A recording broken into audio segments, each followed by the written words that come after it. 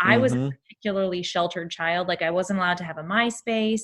I Mm-hmm. didn't listen to the Spice Girls or Britney Spears. I wasn't allowed to see Titanic. You weren't So missing anything. I wasn't. You're totally right. I am okay with all of these things now that I'm a functioning adult.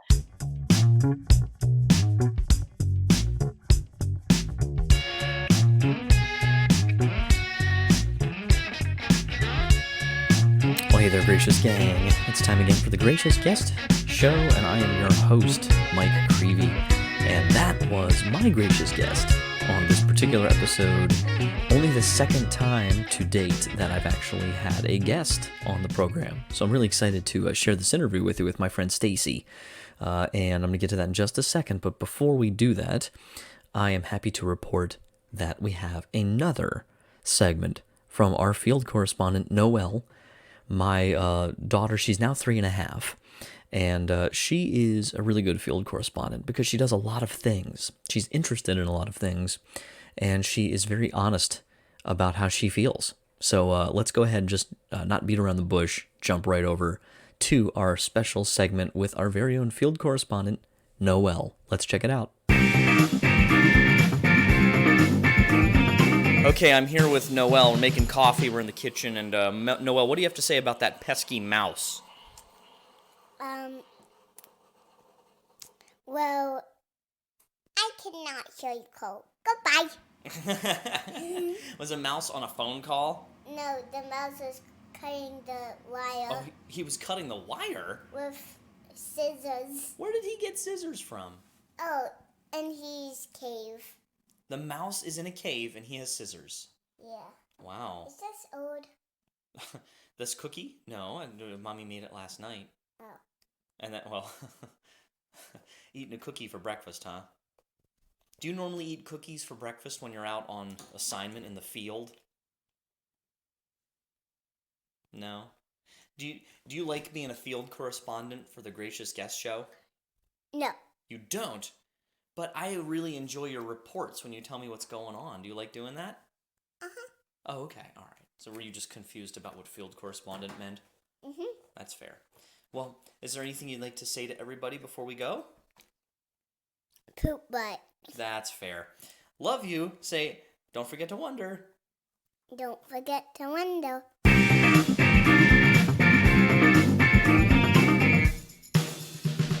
It is a joy every time she is on the show. Anyways, we're going to dive right in here today to the topic, which is maybe the title's a little broad, but it's humans, that's us, and theater, and specifically the performing arts. And I was thinking about this recently. I don't know why it kept coming to mind. And I was really kind of just in my mind running through these questions of, like, why is it that we instinctively create theatrical productions?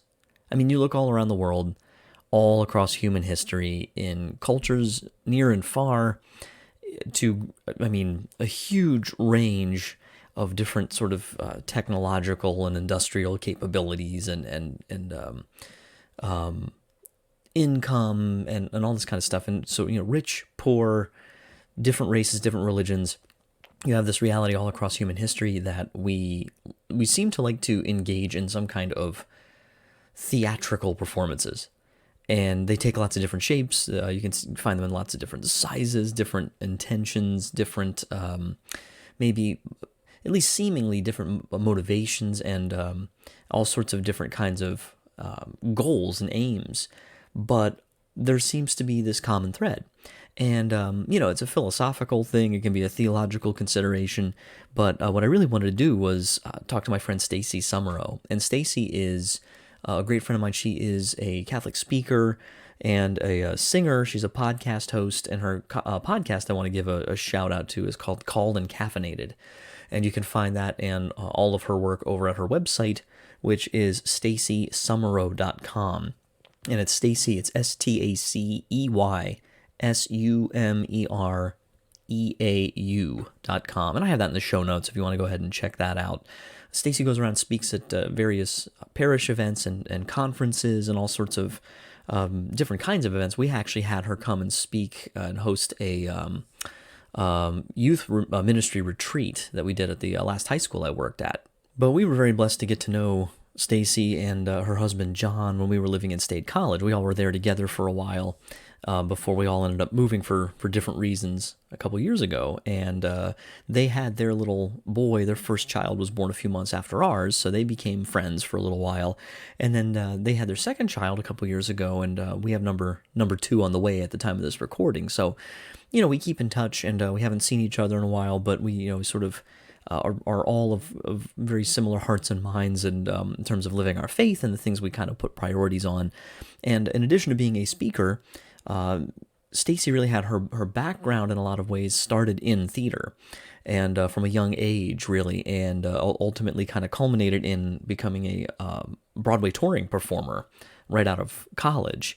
And so she's going to speak about that a little bit, and I really just wanted to talk to her a little bit about her experience with theater, and maybe see if we can get to the bottom of some of the reasons why it might be such a transcendent and kind of universal human endeavor. So without further ado, let's jump right into my interview with my friend Stacy Summerow. Check it out. Stacy Summerow, thank you so much for being with me today. You are most welcome. It's a pleasure. Thanks for having me, Mike. Yeah. It's you were the first person I thought of when I was just like randomly sitting in a chair one day, falling asleep, and like thinking humans in theater, like just popped in my head. I'm like, Humans in theater. That's actually, there's a connection there. Yeah. Like, yeah, obviously. Well, how many theater performers do you know? Like Well, army that's fair. background. So I think that would make sense that I would come to mind. I do know some theatrical people. They don't count. I'm one of them. And the dime a dozen of those of us who have been in some kind of performance before, Yeah. because everybody, but All wants the world to, stage. right. You'll, because if it's not high school, it'll be like, yeah, I was in I played John Smith in a third grade play. You're like, well, Right. Or like no I one had a cares. really dramatic college experice. Right. Yeah. I watch a lot of TV. Like, well, no, that's not Right. what I'm talking Yeah. about. Yeah. But No, yeah, everybody's in it. so this is just really, I mean, like we talked a little before recording here about how, it's not so much something we want to go into a lot of like philosophy necessarily on, or have it be kind of like We might though. disconnected, but but it is interesting though, this universality of some kind of theater, that it's just like everybody seems to sort of incorporate it somehow into their culture. Mm. It's kabuki, vaudeville, movies, like whatever, and it's just interesting. So I was wondering, just for you personally, a little bit, maybe if you want to share some of your background getting into theatrical performances and just what really drew you to them. Yes. So I just remember my first musical that I ever went to when I was, I want to say I was about 8 years old, maybe 7. It was Little Women. And Oh, it was a local community theater production. And I was absolutely entranced. The fact that they wore hairnets and hoop skirts and they were singing and there was a happy ending and all, it was magical to me. I fell in love. So I caught the theater bug from a very young age. And as a child, if you had asked me, what I would have been wanting to do at any point, it was always, I want to be in a play. I want to be in a musical. And so I took every advantage of every opportunity that I had to do theater all through my high school years. I didn't even start dancing ballet until I was 14. I started voice lessons at 15. So I okay. wasn't one of those, I wasn't in every play. I was homeschooled. So my options, and I'm one of 8 children. So my options were a little bit limited because my mom was like, I can't drive you to play practice every day, so our ability to do plays was a bit limited, but whatever we could do, we did. We sang in choirs at our church and so forth. And I was just in love with it. Sure. And then I think there was a switch that flipped even further. I really decided that this is what I wanted to give my life to when I was about 15. And when you're 15, it's like you have that passion, like you are just dying to give yourself to something.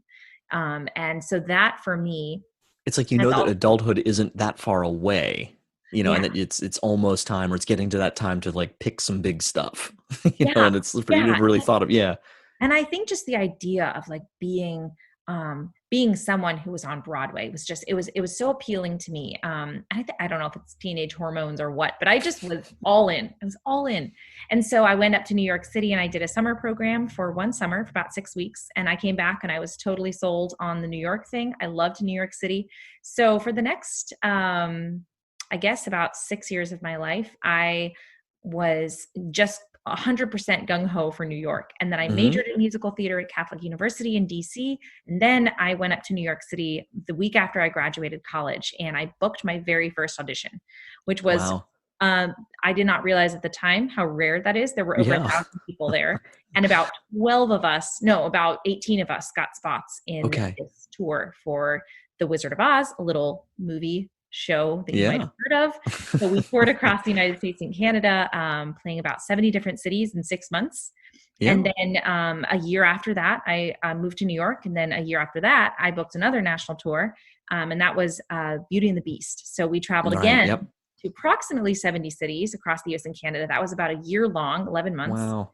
So for some of those cities, we had we called a sit down, being like a week or more. So some of Yeah. those places we had a sit down of 1 or 2 weeks, and then other times we had one nighters, which was just, we were in the city for one night. We would drive to the next city and perform Yeah. there the next night, drive the next city, perform there the next night. I remember on my Beauty and the Beast tour, I had 17 one-nighters in a row without a day off. Wow. So yeah.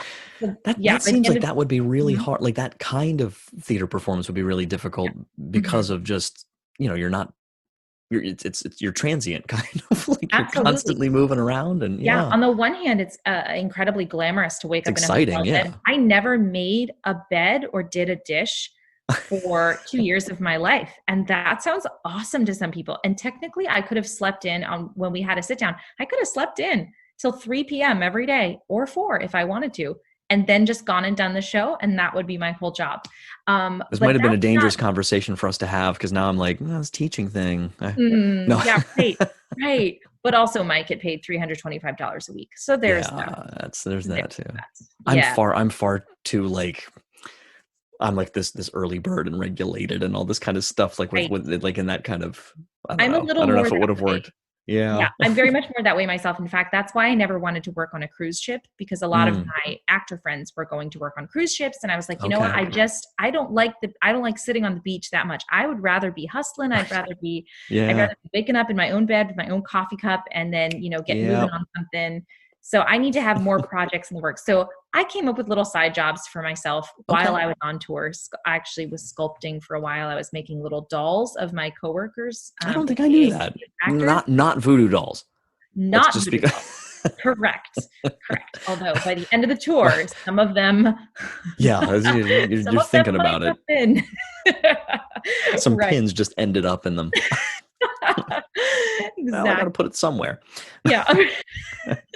You're just a pincushion, okay? So just sorry about that. No, so it was a very interesting way to spend 2 years of my life, Yeah. and it definitely gave me the inside look of what a life in the theater looks like, and I'm immensely grateful for it. I would never change it, but I would say that by the end of those 2 years, I was just very emotionally, spiritually, physically exhausted. I did What age was that, by the way, too, Stacey? I not, forgot to ask. when I finished my second tour, I was 25. Okay. So I was at So it was that like fun right out of college, those first few. Okay. first one's right out of college. Yeah. Gotcha. And I was at that interesting age where something, when 25 hits, as a woman, you're Hmm. watching the parade of everyone else's, accomplishments or life milestones on social Mm. media. And so even though I was traveling the country, which was by a lot of people's standards very glamorous, I was watching other people get engaged and get married and, quote unquote, do something real with their life. And the way And the photos are these days, it's everybody's a right. glamour model at their wedding, and Exactly. Exactly. That's even me, me, pregnant. they made me look good. I don't know how.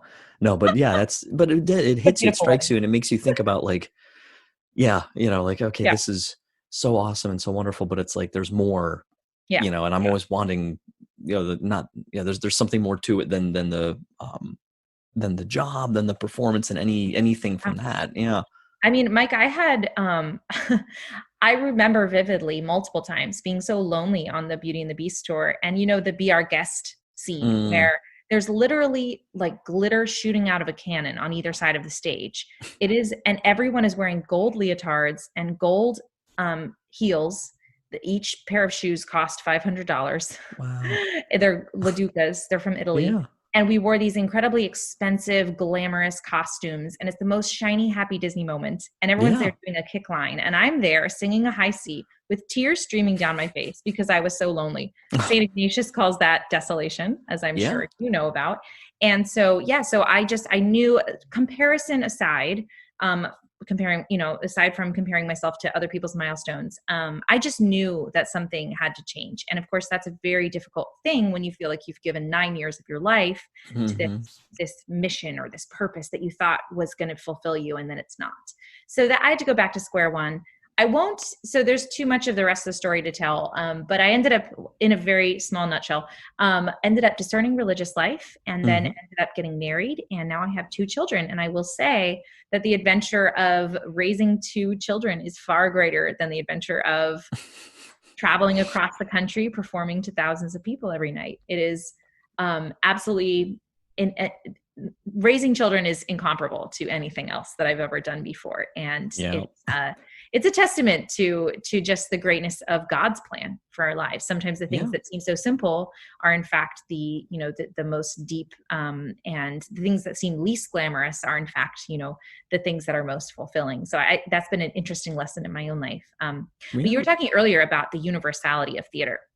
And that's absolutely true. We have so many instances of people making art in some way, and certainly performing theater. I've heard of instances in Africa where theater will even be performed as a tribe will act out different scenarios to find out what is going to be the best thing for them. If you act out this scenario, if we do this thing, this could be the outcome. If we do this thing, this could be the outcome. And they sort of use it as like it's like wargaming kind of, but at a like a macro kind of. That's awesome. My dad is a Marine. He's done war games before. You stage out different scenarios. So theater can be used in so many different ways. But it's interesting because I was watching earlier, totally separate from this conversation we were going to have.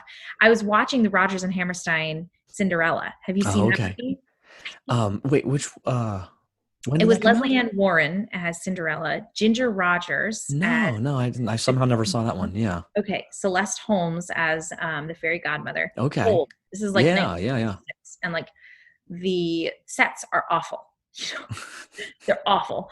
But there was something that it brought me to tears several times. Just seeing this girl, Cinderella, Leslie Ann Warren, having this experience and entering into her reality. And there's this amazing thing that happens with theater where you put yourself in the place of that heroine. And I can relate to what she's going through. She is being persecuted through no fault of her own. And she perseveres in virtue, and in the end the virtue overcomes all of the evil, all of the evil that was oppressing her, and this fairy godmother comes in. What is that? That's grace right there. That's the grace of God rescuing her from this situation. And by far the best moment in the Rodgers and Hammerstein Cinderella, I believe, is when the fairy godmother sings her song.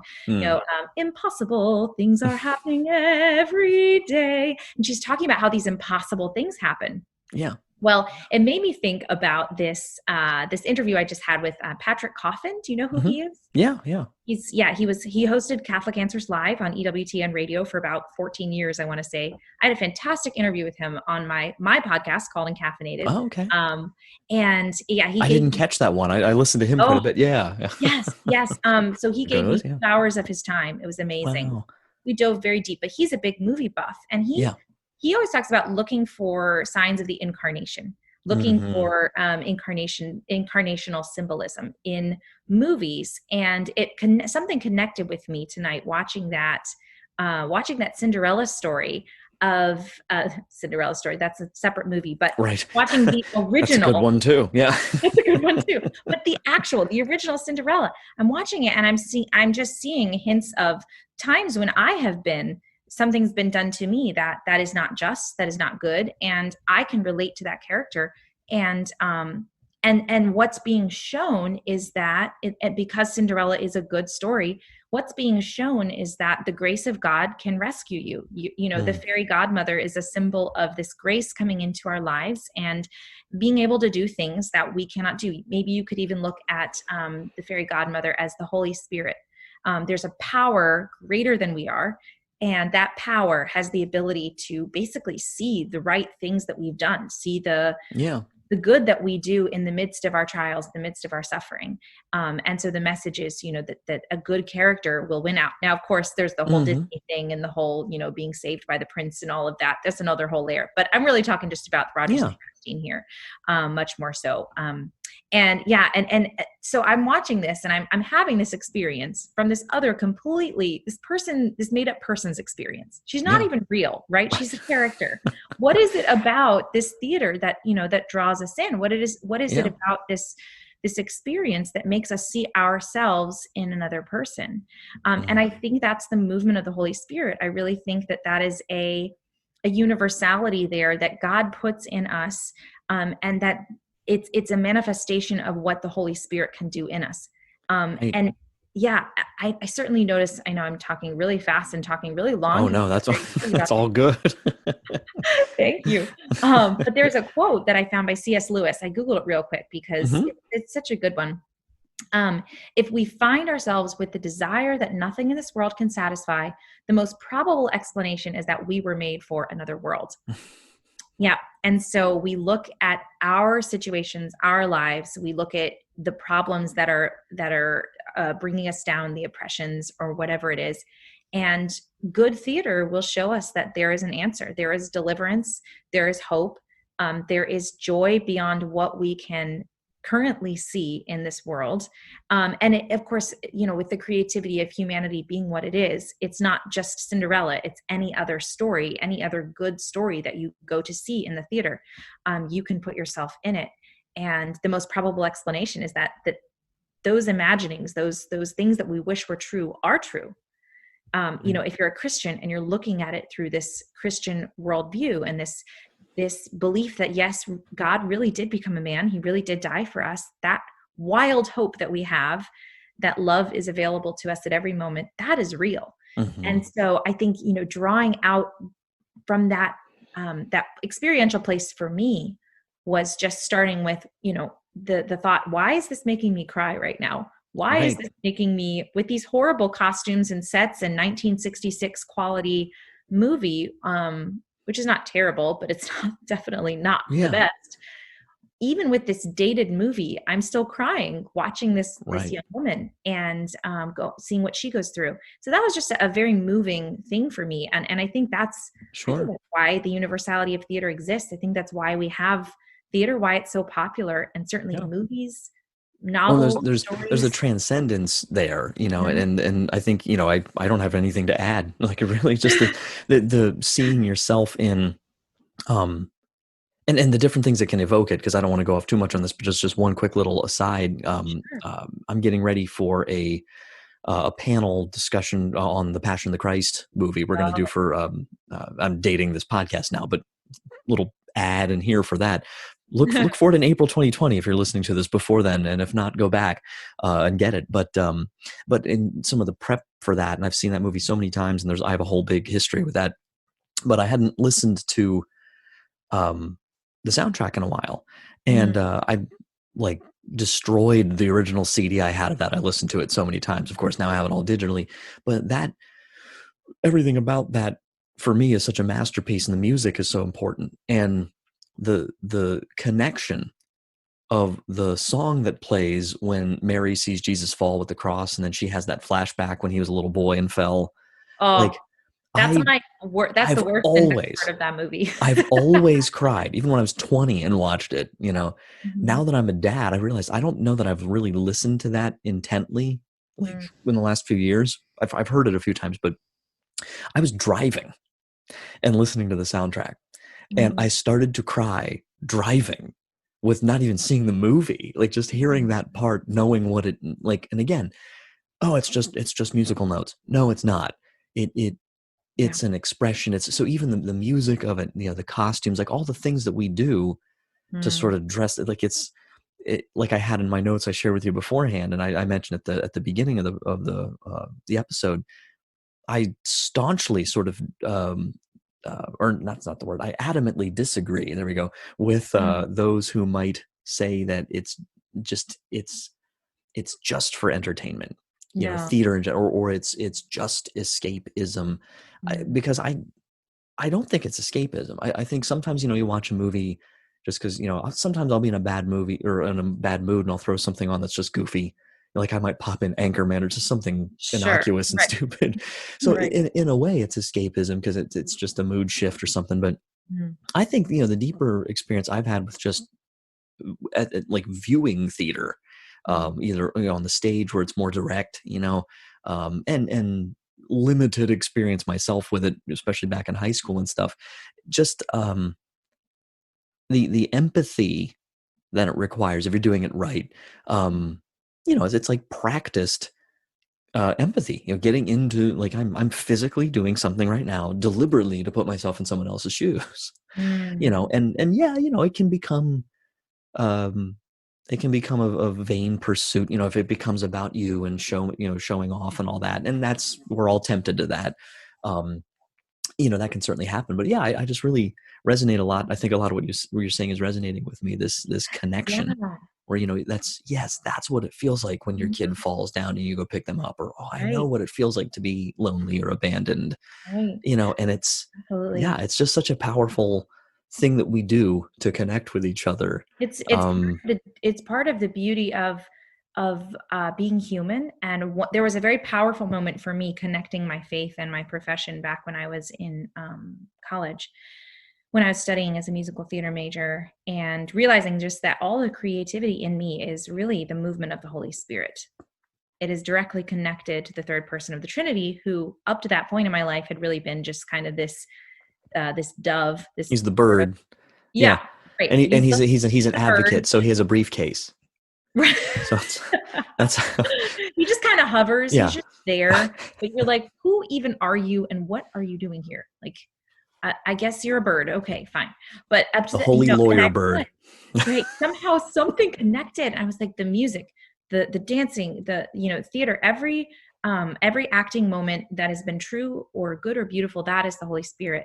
And this is another area where theater is so powerful. I mean, it can be escapism, it can be showmanship, it can be all of just glorifying me.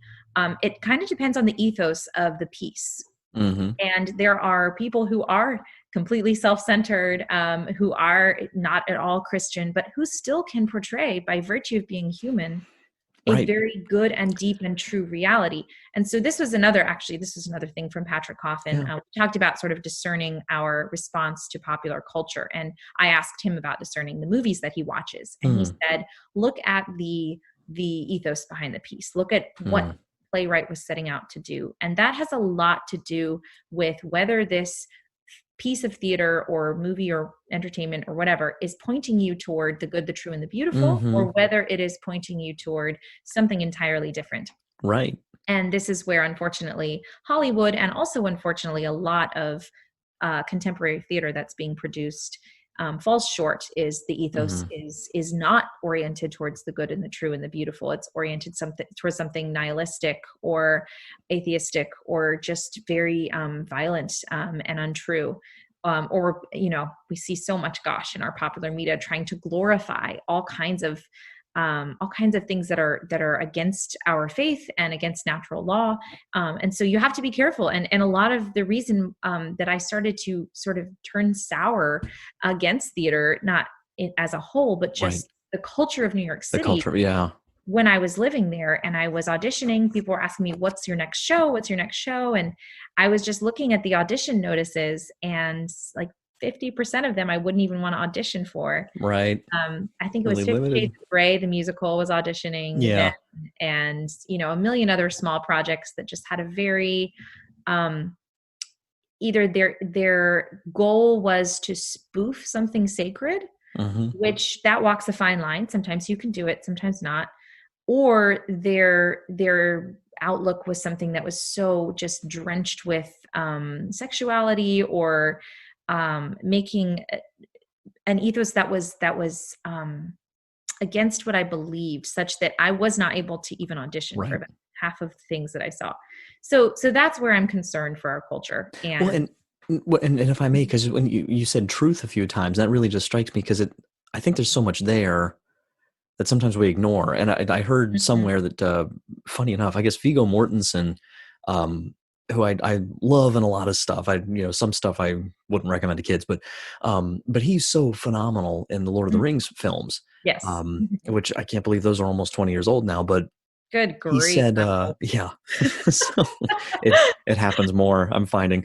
But Right. he said, I guess he was interviewed during that, in the wake of that, at some point, someone asked him, why do these stories have such an enduring quality to them? And which, there's of course a theatrical aspect to it in terms of portraying in the movies, of course, but there's Absolutely. also the It's acting. literary background too, just art Mhm. more broadly, but the performing art side of it. And they're asking him, with that in mind, why are audiences loving these movies so much? Mhm. And he just apparently, I didn't see the clip or anything, I heard about it, but he I guess just very seriously, just very solemnly just says, because they're true stories.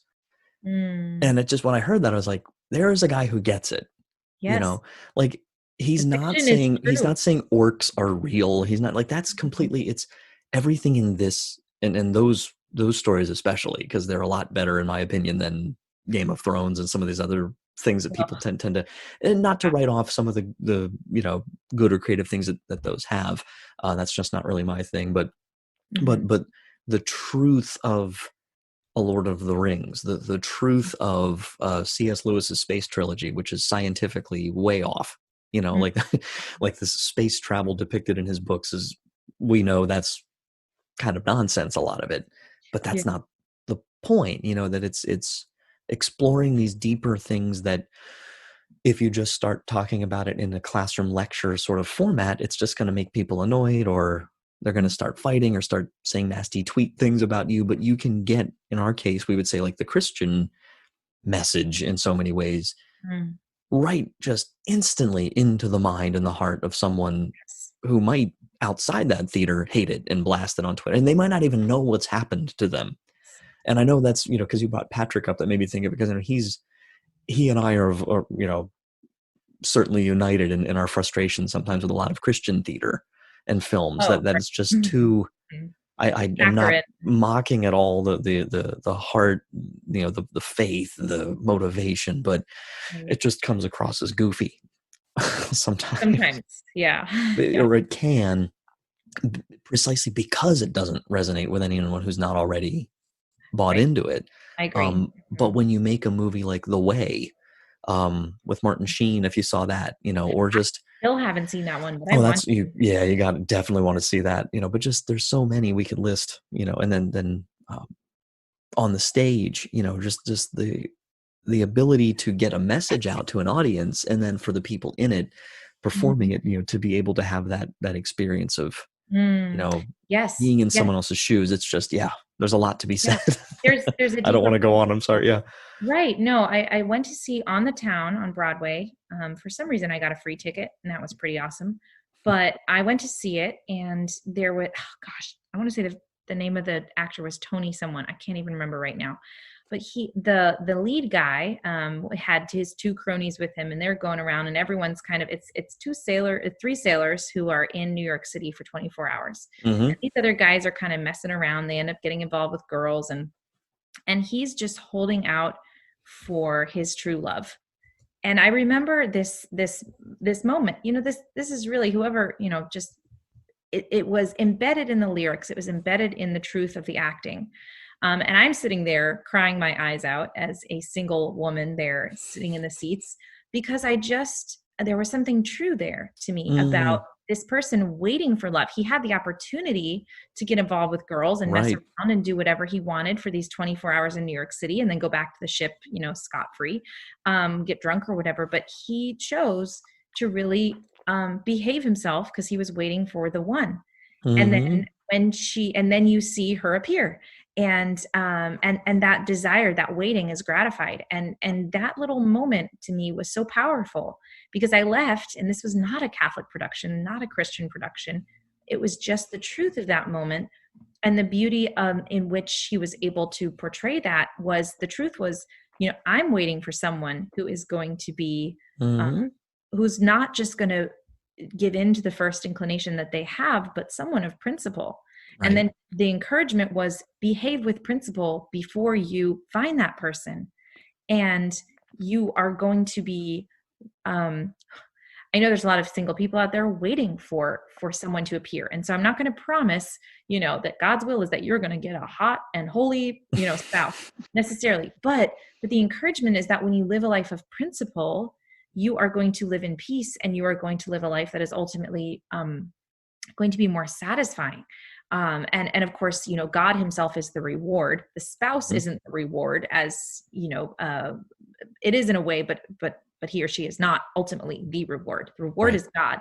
But behaving with principle, there was that deeper message was conveyed in this completely secular Broadway production to me. And that has happened many other times as well. Certainly there was another moment in The Seafarer, which is, I believe there's a lot of choice language in that one that I wouldn't necessarily recommend for, younger audiences or even most audiences. I think I've gotten a lot more sensitive to language now that I've been away from Yeah, me too. Yeah, it used to not be an issue. I was just around it, but now it's like, I don't It's like just so ridiculous, but yeah, that, right. Why can't we express this another way, guys? Why can't we find another word? Anyhow, this play, The Seafarer, something about the truth of, I want to say his name was Jim Norton, and I think he was nominated for a Tony for his performance in The Seafarer. But it was an incredible production. It was just like 5 old Irish guys sitting around talking, and something about his performance to me, I couldn't even, it's intangible. Something about his performance communicated to me the dignity of life at all ages, and how I think a fear of mine for many years of my life has been growing old and becoming irrelevant. Yeah. And the real man himself, Jim Norton, was old in this production, and then also he was playing an old character. And I wasn't pitying him. I was just there appreciating him and loving his performance and loving the person that he was portraying and admiring his talent. And something about all of that combined just came through to me, like life is precious at all stages. Your performance and the way that this role was written and the way that you played it is brilliant. And you are not irrelevant at any age. And what a beautiful thing, right? That we can sit there and we can just watch someone else have an experience, and so much can be communicated to us just by being who they are. It's really right. It's like how evangelization works, right? Yeah. I've actually never articulated this before or even thought of it, but something related came to me a couple of months ago. I kept seeing all these bumper stickers for this barbecue place in town, Mission Barbecue. Yeah, we have one of those too. I haven't been there yet. Hey, okay. Yeah, So I will. Yeah. They're not paying for this, but they might. Right. Now they've got a sponsor. And I kept seeing all these bumper stickers. And I was like, man, this place must be great. So what did I do next time there were friends in town? We went to Mission Barbecue. Because I was like, I've heard this place is awesome. I keep seeing bumper stickers. And in that way too, just the witness of who you are in the world is huge. It's probably more important than anything you ever say or anything you ever do. Do I remember what Jim Norton said? No. Do I remember what the actor named Tony, what's his face, said? Or do I remember those lines? No. I could probably call them out of my memory if I really needed to. Was it Yazbek? Yes, it was. Don't congratulate me. It's all Google. But Google, thank you. Tony, I couldn't resist. Beautiful. No, I appreciate that, because I always want to give credit where credit's due. I'm like, Tony, somebody the worst with names. But yeah, Tony Yazbek, like, do I remember the exact words he said or the exact notes that he hit? No. But I remember his performance, and I remember how it made me feel. Right. And that is exactly the same thing with evangelization. So often we communicate something just by who we are, not even by this. What we say is important, but even more so how we portray how we show that we are interested in another person, or just the intangibles. Yeah. In the same way, when we are forced to sit in a seat in a dark theater and watch somebody, so much of just who they are comes through in a split second, which is not something that we do as people anymore. We don't just watch a lot of people on screen, but we don't watch them live. And there is something very special about that. Yeah. Well, we could go on forever, I'm sure. Let me just to kind of you know, getting late. arbitrarily wrap things up. And just fun Yeah. fact, we're recording this on the night before daylight savings time, so we have to pretend it's an hour later. So Right. that, That's true. but we That's will definitely, I definitely want to have you back. But let me just Thank you. maybe like, and if you have a closing thought to just someone who maybe, I'll put it this way, this just came to me, maybe somebody out there who might be listening who's interested in theater, Mhm. um, and actually like they take it pretty seriously, but they're tempted to sort of just dismiss it because they think it's not as important as, you know, this or that, or I'm Mhm. not saying you just advise everybody, of course, to get a job in theater, you know, but I don't know, maybe just someone who doesn't, they feel like they're not quite sold, if you just wanted to give them one little Mm. gem. Oh boy, let's see. It's tricky because I think if you have to suspend your disbelief. I Hmm. went to see Frozen the musical. It was a children's theater production in my town, and I took my children, who are 2 and 1 years old, to this production because I was promised it was going to be very short, and so that's the reason I took them. Was the acting spectacular? Did I really believe it? No, but I would just encourage anyone to do your best to enter that reality, in the sense that if you're approaching anything in life, anything, if you approach the Eucharist with disbelief and sort of a sarcasm, or sort of an underlying disgust, then you're going to find reasons to disbelieve it. Oh, it's just a piece of bread. It's nothing more, Hmm. right? Is it though? Is it? So I would just encourage anyone who doesn't feel like they get theater to just suspend their disbelief and be childlike for a little while. I think that's what it is. Be childlike for a little while. When I'm childlike and when I stop criticizing, I get so much more out of things. Hmm. Yeah. And not even so much about the technique. Things can come through when I get out of my own way and I'm childlike and I just appreciate things. Things come through that I could never have predicted had I been cynical or sarcastic or looking to criticize, or dismissing someone's performance. So that would be my encouragement. Well said. Thank you. Well, thank you so much, Stacy, for joining me today, and I'll definitely have to have you back for sure. Oh, that'd be wonderful. Thank you so much, Mike. Always such a joy to explore these sorts of things with Stacy. She's a lot of fun. I'll definitely have her back on in the future. But yeah, go ahead, definitely check out her website. As I mentioned at the top of the show, it's stacysumereau.com, STACEYSUMEREAU.com, and her Called and Caffeinated podcast is fantastic. So you can get that over there as well. So I just wanted to kind of wrap up by, just as far as like a closing thought. We talked about this a little bit after we got off or stopped recording last night, but it reminds me of a lot of what the German Catholic philosopher Joseph Pieper talks about a lot in his book Leisure, the Basis of Culture, which I'm pretty sure I reviewed a ways back on this program, or at least talking about leisure. And it's amazing because, as Stacey and I were talking, it was really just occurring to me that a lot of times we get so fixated on the workaday kind of model, and there's that old trope about how so many of us seem to live to work, while certain people, certain cultures, like I think of Italy, for example, that where they have this sense of working to live.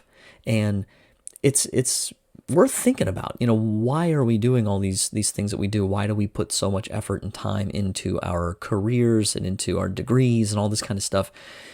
What are we using it for? What's the point of it? I mean, all of those things have their use. Bishop Barron's really good on this. Those things are useful in the true sense of the term, that we do these things for a reason beyond themselves. Like I work to make money to support my family, and maybe at a higher end or a higher goal to sort of contribute to society, that kind of thing. But, what are the things that are truly useless? And I don't mean that in a negative way. What are the things that are useless in my life? The things that I just do, or the things that I think about, the things I engage in just for their own sake, not because it's for any other reason other than it's just a good thing for me to do, to have in my life. And I think sort of well conceived and well carried out theater has that at its heart, right? That it's this opportunity, this moment for me to enter into the life of somebody else, to put myself somewhere outside my own sphere, and to recognize that I'm not alone. and that I'm part of something bigger. And so I think there's a true sacramental kind of lowercase s maybe for the Catholic listeners. You think sacraments, okay, like those things at church. Well, yeah, there's more to it than that.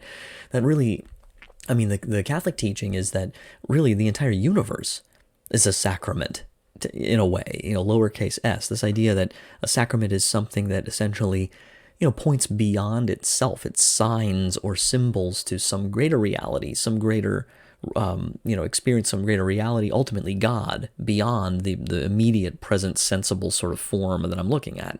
And so I think we really get that. That's a very sacramental thing that, theater and movies and performing arts can, when they're honest and when they're genuine, when they're in accordance with the genuinely true and good and beautiful,